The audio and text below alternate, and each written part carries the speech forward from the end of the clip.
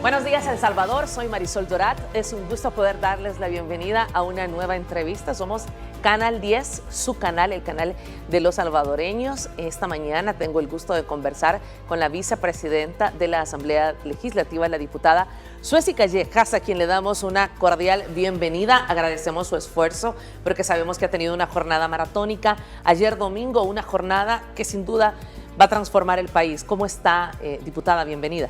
Primero que nada, muchísimas gracias por la invitación. Buenos días al pueblo salvadoreño. Yo sé que hoy es lunes y empieza el ajetreo de la semana. Sin embargo, bendiciones para todos y gracias por darme la oportunidad de venir y contarles un poco del trabajo legislativo. Gracias. El jueves por la noche, el presidente de la República anunció 11 importantes medidas económicas. Esto es para paliar la inflación que está afectando a todo el mundo y obviamente no estamos exentos de esto que está afectando al mundo. Fueron 11 medidas que anunció en cadena nacional de radio y televisión. Hizo un llamado a la Asamblea Legislativa a que se aprobaran y en esta jornada dominical sesionó la nueva Asamblea Legislativa precisamente para aprobar algunas de las medidas presentadas por el presidente Nayib Bukele para reducir, como lo decía, el impacto de esta inflación mundial derivada del conflicto entre Rusia, Ucrania y la OTAN. Pero recordemos que también venimos de una crisis por pandemia y venimos pues enfrentándola como salvadoreños. Veamos. Se abre la sesión plenaria extraordinaria. En domingo, la nueva asamblea sesionó para legislar a favor de los salvadoreños. Los diputados aprobaron la suspensión por 3 meses de la contribución al transporte y al Fondo de Estabilización y Fomento Económico por cada galón de combustible, dando un total de 26 centavos que serán de ahorro para la economía salvadoreña. La anterior asamblea nunca apoyó las iniciativas para el bien de los salvadoreños. La aprobación de estas iniciativas surge a menos de 24 horas de haber sido presentadas por el gobierno del presidente Nayib Bukele. Ahora tienen una asamblea legislativa y un gobierno que trabaja de la mano por ustedes. Sin duda, la gente va a estar percibiendo cada una de las medidas que se están tomando para aliviar sus bolsillos. 76 votos a favor. En esta primera jornada legislativa, también el Pleno avaló la Ley Especial Transitoria de Combate a la Inflación de Precios de Productos Básicos. Con esta iniciativa se exonera por un año los aranceles de 20 productos alimenticios y agrícolas. Esto también va a ir acompañado de una supervisión de la Defensoría del Consumidor que va a garantizar que el comerciante no se encuentre especulando con los precios. Ganaderos van a ser beneficiados, que a ellos se les va a reducir, también no van a pagar estos impuestos, que es el DAI, en las materias primas que ellos utilizan para la fabricación del concentrado. Mediante la ley transitoria se busca asegurar a la población el abastecimiento de productos de la canasta básica y además bajar su costo. Tengo que dar un contexto y el contexto sin duda es el pasado.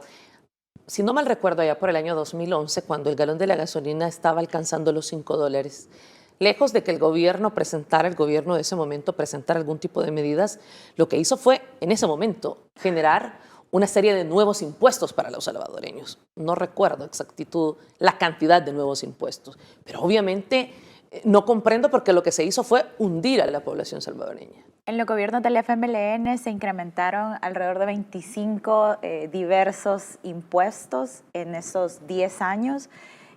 Claro, desde el famoso CESC, todos estos otros impuestos, FONAT incluso, si los recuerdan, que se declaró inconstitucional y luego todos perdimos ese dinero que pagamos, entre muchos otros impuestos en diferentes cifras. Y obviamente, miren, esto es bien interesante porque la teoría económica te dice, si hay una crisis mundial, 1930-32, en el mundo hubo una crisis mundial y salen los economistas, teoría keynesiana, y van y dicen, hay que aumentar el gasto público para poder salir de la crisis y que el dinero empiece a fluir. Entonces, el Estado es quien tiene que salir para rescatar incluidos a los privados, pero al final al Estado, como al Estado salvadoreño hoy por hoy, al presidente Bukele de nada le sirve que todos entremos en una crisis en donde perdamos empleos, perdamos toda la línea de abastecimiento para poder trabajar en el día a día.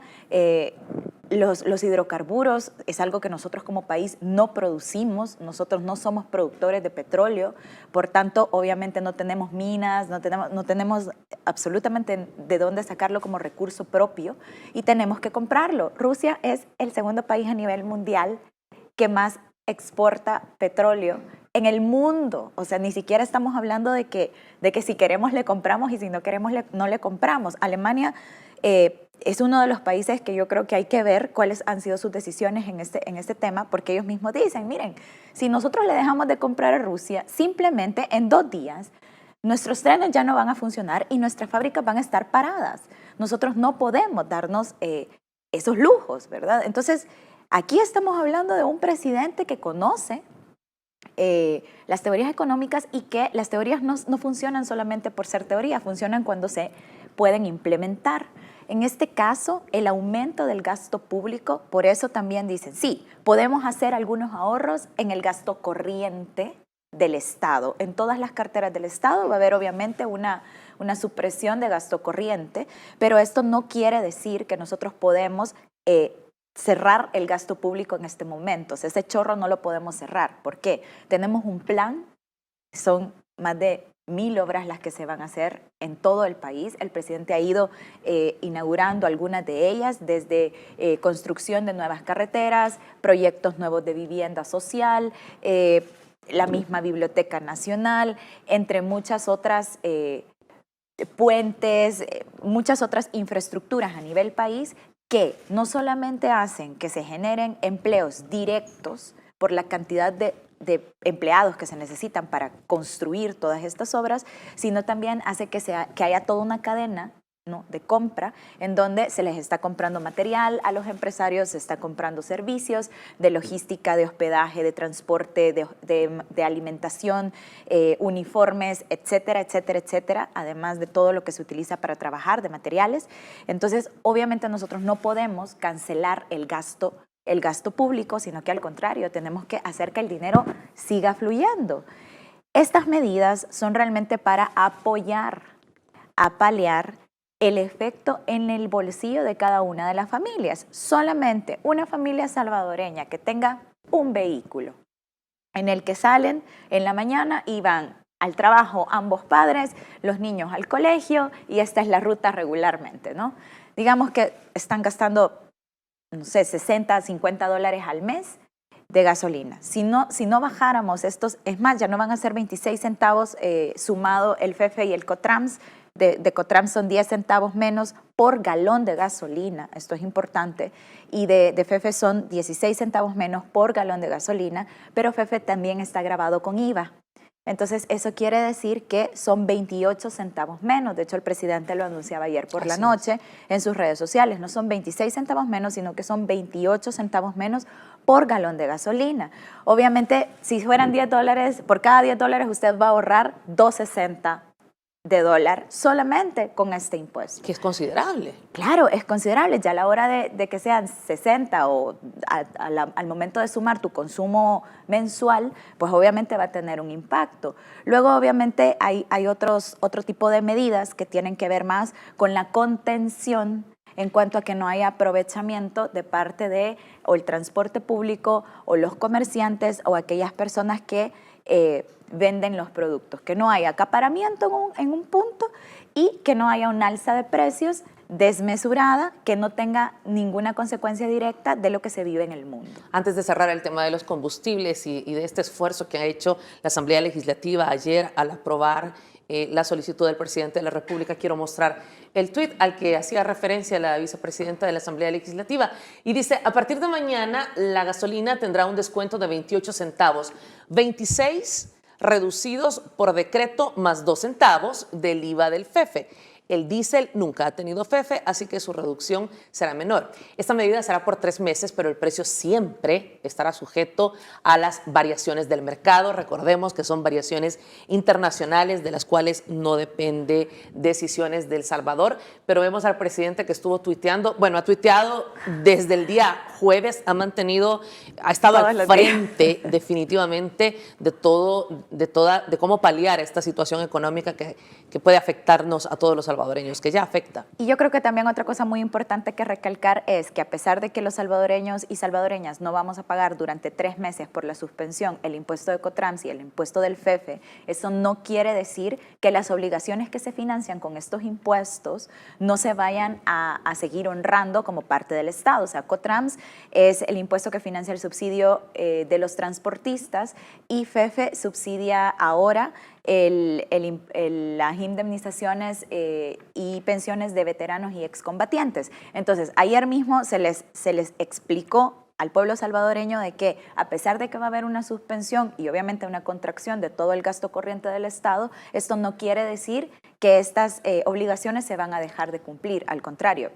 Ya verá el ministro de Hacienda cómo se van a honrar, pero son obligaciones que el Estado no puede parar. Y creo que esto es importante aclararlo, vicepresidenta, porque ya comienzan algunas voces de la oposición queriendo confundir, queriendo crear pues miedo entre tanto los veteranos como los buenos transportistas a los que se les tienen que entregar pues este dinero. Así es, sobre todo ayer fue un día bien interesante porque creo que fue un día de pulso, ¿no? En donde hubo un pulso y regularmente en el pasado, que es el punto de comparación que todos tenemos, los transportistas siempre han sido un ala muy fuerte que ha doblado las decisiones que ha podido tomar o no el Estado. Pero también es cierto de que han habido pues gobernantes que no han tenido clara cuál es la línea de trabajo en el sentido de que deben estar a favor de la población y no de algún sector en específico. Y obviamente habían algunos intereses en medio, ¿no? Entonces, ayer fue bien importante el fin de semana en general para ver cómo realmente va el pulso.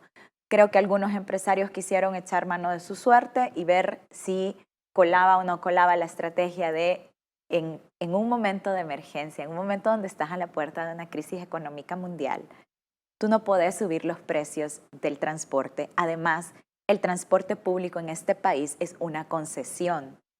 Ojo, no deja de ser propiedad del Estado, por más que el derecho de explotación esté a cargo de un privado. Y esto lo tenemos que tener bien claro. El transporte público es y será siempre estatal.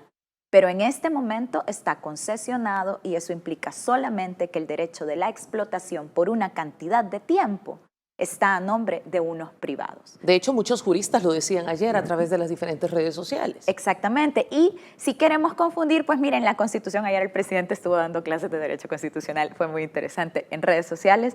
La misma Constitución te dice, miren, en el momento de que los transportistas siempre va a privar el bien común. Y el bien común es que todos los salvadoreños y salvadoreñas se puedan levantar a la hora que sea necesario y tengan un servicio de transporte público que los lleve de un punto A a un punto B. ¿Por qué? Porque hay que trabajar.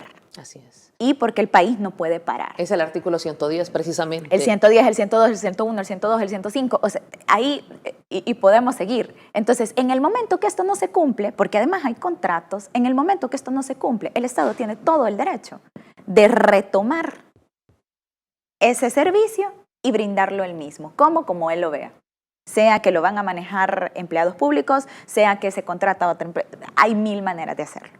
Entonces, al final, no es un tema de quién tiene más fuerza, pero si quieren saber, el Estado siempre tendrá un poder coercitivo que todos le hemos dado, porque para eso el contrato colectivo, ¿no?, por el que se creó el Estado salvadoreño. Entonces, la verdad es muy interesante y un llamado a todos los empresarios del transporte público, a todos los empresarios de los hidrocarburos, incluso no es un momento para estar haciendo el pulso de quién tiene más fuerza o no. La verdad es que el bien común siempre tiene que ser el que prive ante cualquier interés privado, y el llamado es en ningún momento el Estado salvadoreño, y menos el gobierno del presidente Bukele o nosotros como Asamblea Legislativa, estaremos en contra de la libertad de las empresas, la libertad económica, pero estas libertades siempre deben ser congruentes y conscientes con el momento en el que estamos viviendo.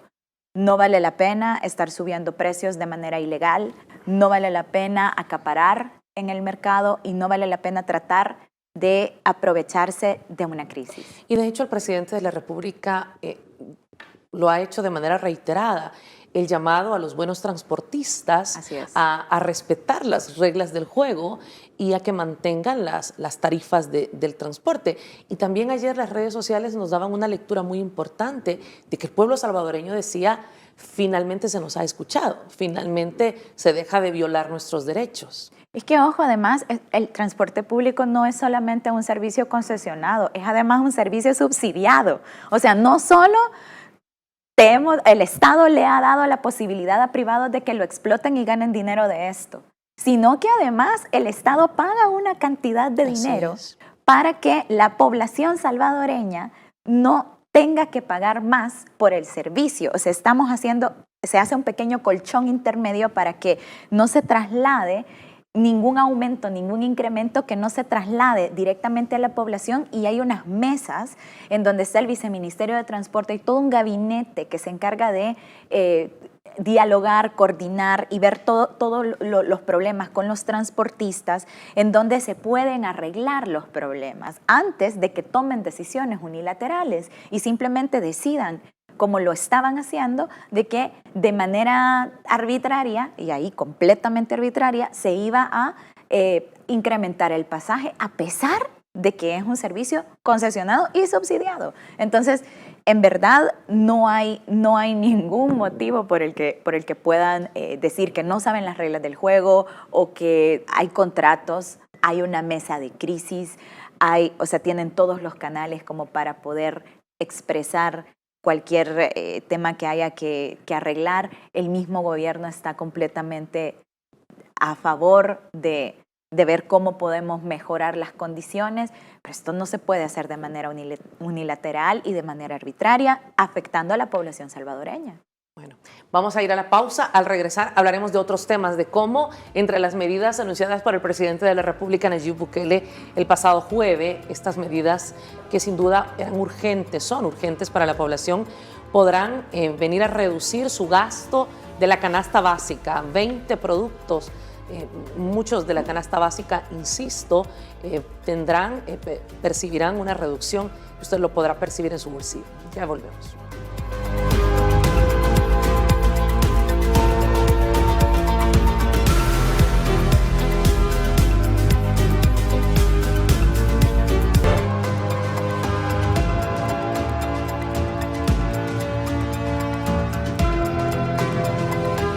Ayer hubo una jornada extraordinaria en la Asamblea Legislativa, mucho trabajo, muchas horas y muchas aprobaciones. Ya vamos a hablar de cómo se le brindó ya a los gestores de tránsito la capacidad de que puedan imponer multas. Pero antes quiero mostrar un tuit del ministro de Obras Públicas.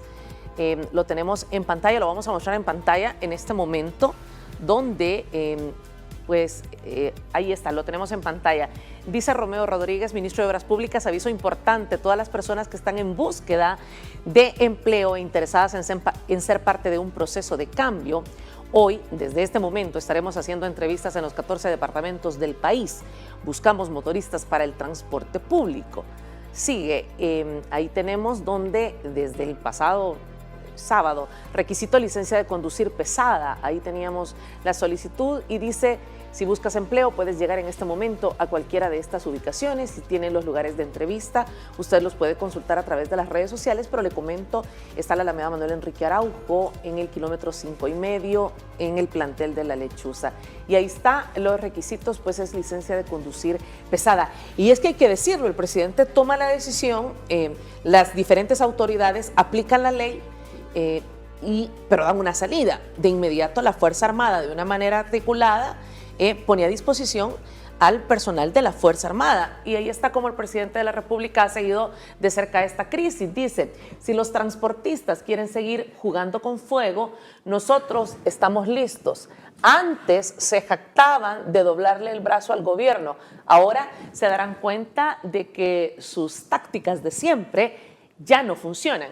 Sigan escalando esto y lo perderán todo. Mejor cumplan la ley. Es fácil y es lo que tiene que hacer todo ciudadano, cumplir la ley. Y nosotros como funcionarios públicos, incluido el presidente, somos los garantes de cumplir y hacer cumplir las leyes. Ese es parte de tu juramento cuando te dan tu credencial o cuando aceptas un cargo público. Entonces, la verdad es que, como estábamos hablando desde antes, siempre ha habido una especie de pulso. Tú, cuando se gana la concesión, tú vas con ciertas reglas y es la típica, ¿no? Sí, yo voy a cumplir, no se preocupen, todo bien, y sí, cuando haya crisis yo voy a ayudar, etcétera. Viene la crisis y no ayudan, no apoyan. Obviamente no son todos los empresarios, son algunos de ellos muy fuertes, empresarios muy fuertes, que obviamente no hacen esto por primera vez. Ya le han doblado el brazo alguna que otra vez a los gobiernos de turno y eso ha hecho que se genere una mala costumbre, ¿no? A mí me llamaba mucho la atención cómo la oposición ahora resulta en redes sociales que estuvieron incluso tratando de llamar a la insurgencia, al desorden público, al paro total de transporte. Pero fue esa misma oposición que estuvo en el gobierno en algún momento que tuvo que enfrentar las crisis por los paros y que al menos aparentaban... Sí, pero o sea, cuando tú no tenés ningún interés personal o de ganancia, ¿no?, de dinero de la crisis, cuando tú no sos de esas personas de esas larvas que se alimentan de la crisis, ¿no? Entonces realmente no te interesa que haya crisis. Y a nosotros como gobierno en general, bueno, como parte de la bancada CIAN, como parte de la Asamblea Legislativa, a mí no me interesa en lo más mínimo que haya una crisis en el país, porque puedo entender los efectos, me puedo imaginar cuáles van a ser los efectos en El Salvador, sobre todo cuando nosotros venimos como un país pequeño, con una producción muy humilde realmente a nivel de producción interna, ¿no? Con un PIB que se iba recuperando. Acabábamos de estar celebrando el hecho de que habíamos recuperado todos los empleos que perdimos en pandemia. Venimos de una pandemia, entonces realmente las crisis a nosotros solo se nos han ido sumando, pero nunca, no hemos salido de la crisis por COVID, que fue una crisis de salud pública, pero con grandes impactos en las economías mundiales. Y ahora resulta que vamos a otra crisis por una guerra en la que nosotros no tenemos absolutamente nada que ver y que solo somos víctimas de lo que va a pasar en el mundo. Fíjense bien, Rusia es el mayor productor de trigo en el mundo. Y el trigo ahora no solamente se utiliza para la pasta, el pan, entre otro montón de productos. En el mundo también estamos hablando de la producción de energía, ¿no?, de combustibles a través de los alimentos, de las legumbres y de otro montón. Entonces, al final, esto va a impactar en los precios a nivel mundial. Ucrania es el segundo productor de trigo en el mundo. Entonces, la verdad es que hay que analizar lo que está pasando, pero muy poco podemos hacer realmente. Lo que nosotros podemos hacer al interno es tratar de controlar nuestra situación, ¿no? No caer en pánico, tomar, obviamente, no preocuparnos, sino que ocuparnos de cada uno de los problemas que vienen para que nosotros, en la medida de lo posible, podamos generar un colchón a la población salvadoreña y que el impacto no sea tan grave. Bueno, y de hecho, entre las medidas que anunció el presidente el jueves mandataba a la Dirección General de Minas e Hidrocarburos a vigilar las embarcaciones, a vigilar las estaciones de gasolina, a que cumplan en el tema del gas licuado, pues obviamente también que los cilindros tengan el peso. Y en el caso del transporte, pues que hemos visto el trabajo que se hizo el fin de semana, que también fue algo que mandató el pasado jueves el presidente. Es decir, ¿está articulado todo este esfuerzo para darle cumplimiento a estas medidas? Sería imposible si no. Ayer en la mañana, en la madrugada, se solicitó a todas las instituciones públicas que trasladaran cualquier tipo de transporte, microbús, coaster, bus, que tuviesen en las instalaciones. Dentro de cada institución tiene de repente microbuses, coasters, etcétera. Se pidió que se trasladaran todas a un plantel, que era justo donde la Fuerza Armada los revisó y los tomó. ¿Por qué? Porque nos estábamos preparando a que si había en algún punto un paro total, entonces inmediatamente salían las mismas rutas, como ocurrió.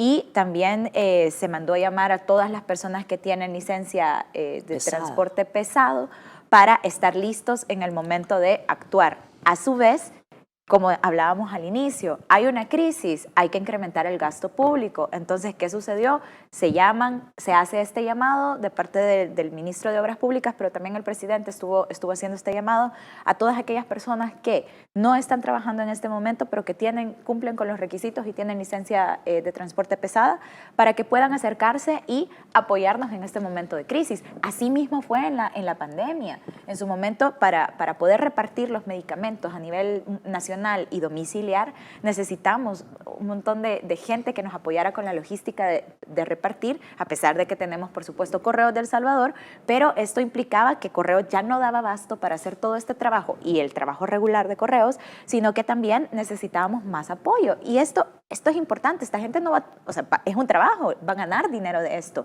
Estabas a cero en tu ingreso mensual y por esta crisis, y gracias a que se están tomando las decisiones adecuadas en el Estado, a pesar de que hay una crisis, tú vas a tener una entrada para tu familia, ¿no? Entonces, también es importante tomar las decisiones correctas en los momentos correctos, no solamente, o sea, esta decisión dentro de 2 meses ya no va a tener el mismo impacto que ahora. Claro.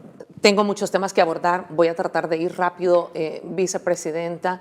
Solo tengo unos minutos y solo quiero que me diga, con 76 votos se emitió la Ley Especial Transitoria del Combate a la Inflación. ¿Esto permitirá que algunos granos básicos tengan una disminución? Son 20 productos de la canasta básica que van a tener una disminución. Muchas de las voces disidentes que escuchamos ayer era como, no tiene lógica lo que están haciendo porque ya tenemos tratados de libre comercio. En ningún momento estamos suspendiendo los tratados de libre comercio, sino que al contrario. Lo que estamos hablando es, estamos garantizándonos el abastecimiento de todos estos productos. ¿Qué quiere decir? Usted, familia salvadoreña, mamá, papá salvadoreño, usted tiene que poner el alimento de sus hijos e hijas y de toda su familia este día, hoy, en este momento. Al almuerzo usted tiene que dar de comer, a la cena usted tiene que dar de comer. ¿Eso qué nos quiere decir a nosotros? Que si en algún momento que va a pasar en el mercado centroamericano o en el mercado mexicano, los precios de estos productos se elevan, nosotros tenemos la posibilidad hoy por hoy de garantizarnos el abastecimiento y que los productos los podríamos comprar a aquellos otros países que aunque no tengamos un TLC con ellos, los podremos comprar en aquellos otros países en donde nos van a dar un mejor precio y que cumplan con los permisos. Entonces, no solamente nos estamos quitando la tramitología engorrosa, que es lo que hace muchas veces que no podamos tener, porque el punto de los TLCs también era garantizar la compra de un producto o de ciertos productos a ciertos países y poner de alguna manera más difícil comprar a otros países. Entonces, estamos quitándonos la parte difícil. ¿Por qué? Porque nosotros necesitamos garantizar que este país no va a quedar desabastecido y que la familia salvadoreña van a poder tener la comida en la mesa de su casa. Gracias, vicepresidenta, por su visita esta mañana a la entrevista M. Por supuesto que daremos seguimiento a las redes sociales de la Asamblea Legislativa, sus redes sociales que nos mantienen informados de todo el trabajo que están haciendo en la Asamblea. Así es, muchísimas gracias. Y sepan, pueblo salvadoreño, que estamos trabajando para ustedes, por ustedes, como lo mandataron desde que nos eligieron, y por supuesto como un gobierno articulado que está pendiente de las decisiones que se toman en el Ejecutivo y por supuesto garantizando la gobernabilidad del presidente Bukele. Así que muchas gracias y bendiciones. Gracias. Vamos a ir a la pausa. Al regresar conversamos con el secretario Catán.